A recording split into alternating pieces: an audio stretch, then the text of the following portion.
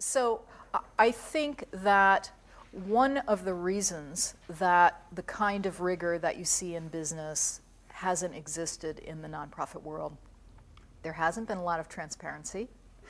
There hasn't been competition. Transparency helps fuel competition.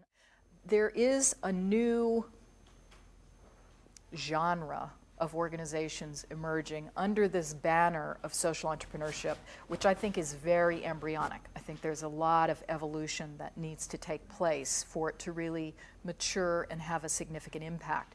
But encouragingly, with that drive toward sustainable organizations with business models that make sense, even though they are focused on a social mission, that are driven by entrepreneurial energy, there is a real focus on what are your goals, what are your metrics, how are you transparent around those things.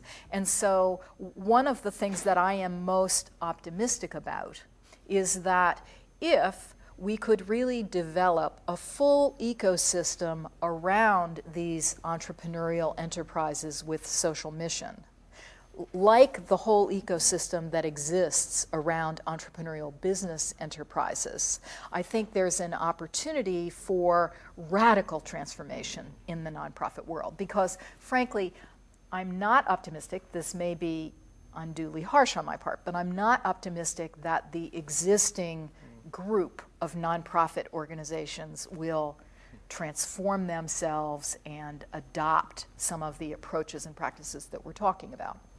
I do think, though, that there's a big appetite.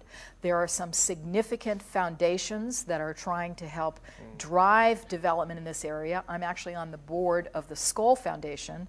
Jeff Skoll, who was one of the eBay founders, has funded already to the tune of $500 million this foundation to support this emerging area of social entrepreneurship. So it's early days, but I think there are encouraging signs that there could be a whole new class of organizations that would marry social mission with accountability, competition, some of the kind of rigor that I think has fueled progress in the business arena.